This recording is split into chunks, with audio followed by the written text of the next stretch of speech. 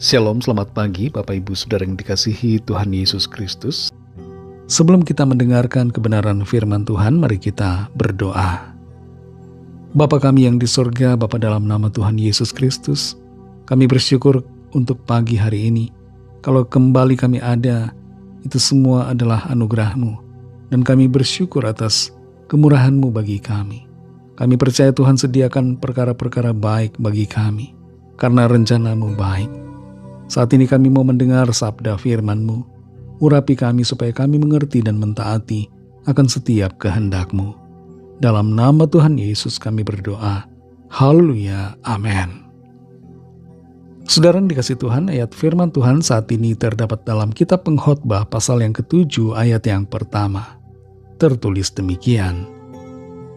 Nama yang harum lebih baik daripada minyak yang mahal. Dan hari kematian lebih baik daripada hari kelahiran. Saudara yang dikasihi Tuhan, dalam sebuah literatur karya George Orwell, dia menuliskan tentang tokoh fiktif bernama John Flory yang hancur hidupnya karena judi. Di batu nisannya tertulis kalimat, "Di sini terbaring tulang-tulang dari John Flory. Uang, wanita, kartu, dan alkohol adalah 4 hal yang membuatnya masuk ke dalam kubur." Ada begitu banyak orang yang terlibat judi dengan motivasi ingin kaya, ingin hidup mewah, ingin bisa merasakan bagaimana nikmatnya kekayaan dan kemakmuran. Tapi sayangnya yang mereka dapatkan adalah kehancuran. Ada orang yang kecanduan judi online di Indonesia sampai-sampai uang miliaran rupiah habis hanya dalam 3 hari. Yang ada sesudahnya adalah stres dan depresi, bahkan ingin bunuh diri. Indonesia sudah darurat judi online. Apakah ada di antara saudara yang mendengar renungan ini juga terlibat di dalamnya? Apakah yang saudara cari? Dalam Pengkhotbah 7 ayat 1 ini tertulis, nama yang harum lebih baik daripada minyak yang mahal, dan hari kematian lebih baik daripada hari kelahiran. Dalam konteks masa lalu, konteks ayat ini saudara, minyak wangi yang mahal, parfum adalah simbol kekayaan, kemewahan, dan kenikmatan hidup. Tapi itu adalah sifatnya sementara.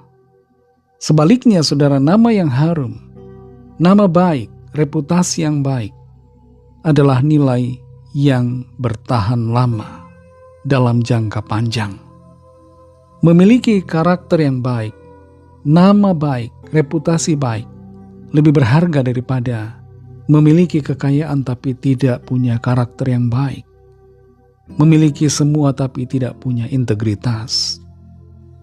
Dan di bagian selanjutnya dari ayat yang sama ini dituliskan bahwa hari kematian lebih baik daripada hari kelahiran. Apa maksudnya saudara? Hari kematian adalah kesimpulan dari kisah hidup kita.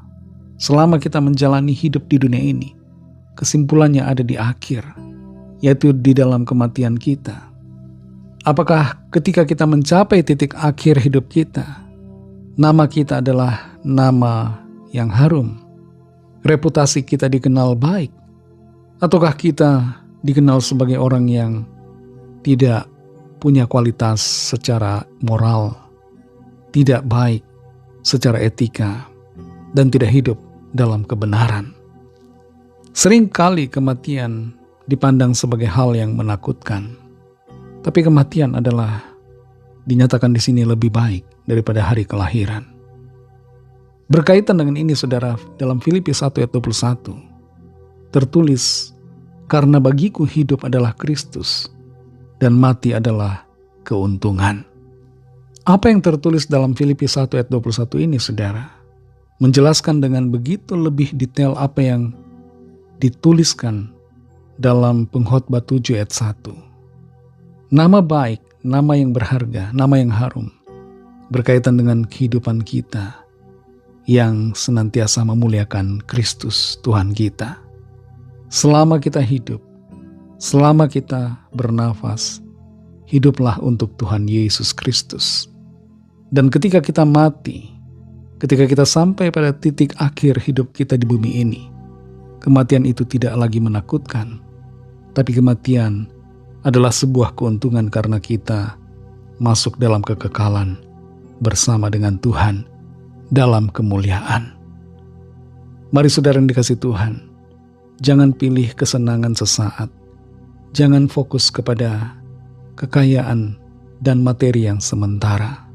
Kalau kita fokus dan memprioritaskan hal itu, maka kita bisa menghalalkan segala cara dan menghancurkan nama kita sendiri. Mari fokuskan untuk senantiasa memuliakan Tuhan.